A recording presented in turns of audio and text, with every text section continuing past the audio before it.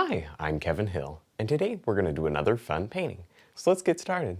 We'll start off today with a 2-inch brush and some blue and black. Let's come right up here to the top and begin dropping in a little sky. We're not going to see too much sky today. Just a little something way up here at the top. With some black and blue and a little bit of brown on the fan brush, we can drop in a mountain up here. Now this mountain is very, very far away, so we're not going to use much paint. That's why we're not going to put it on with the knife. It's very, very, very little texture on here. Just rub on a little color with the fan brush. With the 1-inch brush, we can grab this mountain and blend it. I'm going to grab it at the top and then blend it gently down. This will make it look even further away.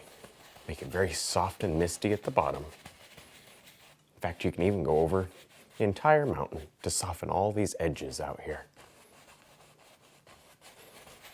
With the filbert brush and some white, we can drop in some extra little details back here on this mountain. Now this is kind of a different way to do this. Normally we don't do the mountains with a filbert brush, but you can get a different effect. It's good for a faraway mountain because it allows you to get very, very soft little highlighted snowy areas pretty easily.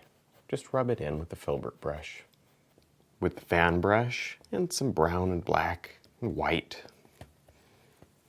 we can make a little rolling foothill back here. We'll just drop in the basic shape and outline. And then fill it all in with a good dark color. It's not so dark that it comes too close, but it's just a little bit darker than the background there. Now maybe we'll just keep using the fan brush and pick up some more of the same colors, brown and black and blue. This time not so much white. And we're going to have another little foothill in the distance here.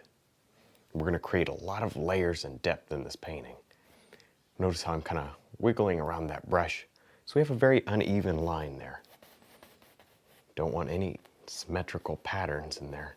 With the filbert brush and some yellow and green and red, we can begin dropping in just a few little trees back here. I'm just kind of dotting with that filbert brush, just touching in and getting a little tree shape. Not much detail back here, because this is still pretty far away. We just want a soft outline of trees. With the same colors again, we're going to do one more. This one, let's start it up here. It's big, maybe a little taller even. Yeah, and have it run right down, very steep. Have it kind of connect up with this one. Now look, this one is going to be the darkest. I'm going to throw a little bit of green in there. We're starting to see some green colors now. Now I've changed back to the filbert brush and some of that yellow and green color we were using before. And we can come right up here and tap on some trees. In fact, maybe we'll cover up a lot of this little mountain with trees. And vary the colors. Sometimes hit more of the red and more of the yellow or whatever, just to change it up. That way they're not all the same exact color. It'll make your painting look a little more interesting, and it's easy to do. Now with a little bit of light gray on the knife, we can begin dropping in some highlight and turn this into a cliff. Just rub it right on with the knife. We don't want a lot of texture, but there's certainly more than the background. There. Very, very steep angle here. Remember that angle, because I really want this to drop straight down. With the 1-inch brush and some gray, a little bit of blue, we can come right over here and just pull down. I'm going to pull straight down to create some reflections in the, maybe we'll turn this into water down here. So these are going to be some reflections in the water. A little more blue. There. Now we should reflect those colors. We don't have to reflect the shape. We'll just get the colors close. Just a little. Just suggest where it might be. And that's all we want to do. You could go ahead and paint it like a mirror reflection if you wanted to. I just don't think I'm going to do that today. And darker over here, because this is the side that's in shadow. With the fan brush and some black, brown, green, a little touch of red. We can come right here and maybe drop in a few little trees. I just gave myself a few little lines. Then we can tap right along those lines to create these trees. Just pick a corner of the brush and tap. These trees aren't very detailed. They're just kind of hidden back here.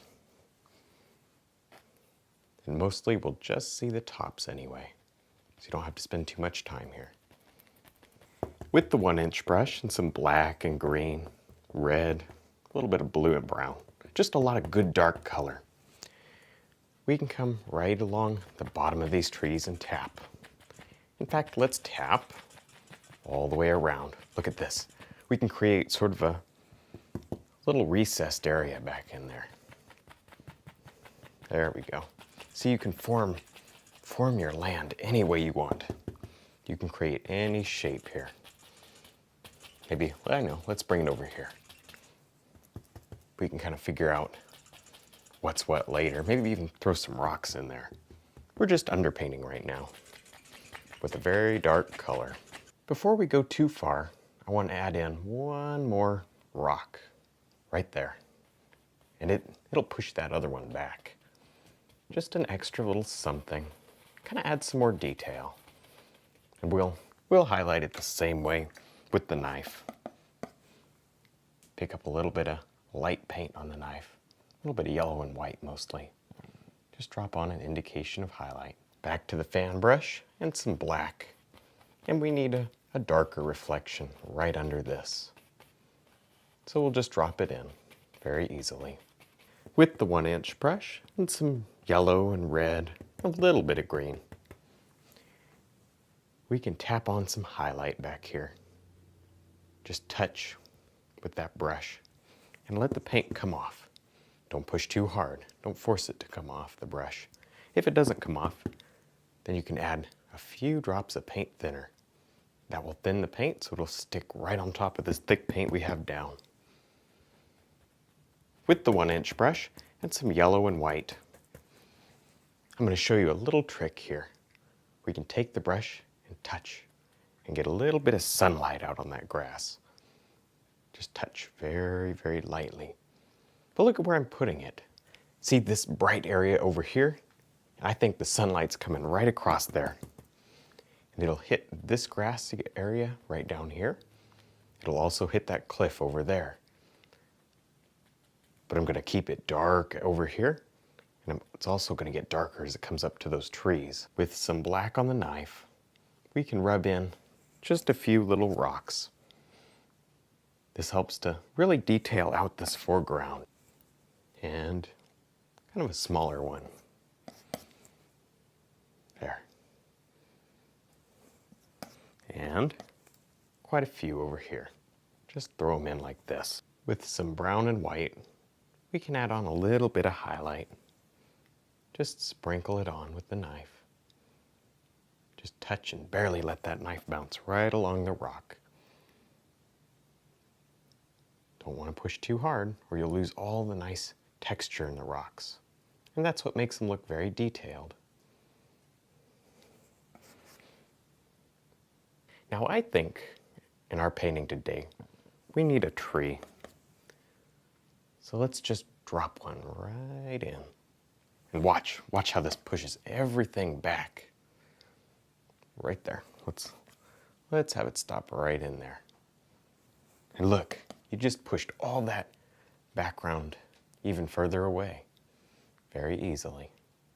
We'll put some highlight and leaves on this tree in just a second. With brown and white on the knife, we can add on a little bit of the highlight. Just tap and touch and work your way along the tree. Keep a lot of that light on the left side, and then not so much as you come around the tree. And that'll give it a three-dimensional look. Now with the 1-inch brush and a little bit of dark paint and paint thinner, we can come up here and add a few leaves onto this tree. Now that paint thinner in there is very, very important because I don't want to mix with the background here. So you add a couple of drops of the paint thinner so you can go over all this stuff in the background without it mixing together. With the liner brush, we can pull up a few little blades of grass. This gives the painting a nice detailed look, and it helps to finish it out, make it look complete. All right, well, I think we're done. I had a lot of fun. I hope you did too. Don't forget to check out my website and also my instructional DVDs. And thanks for watching.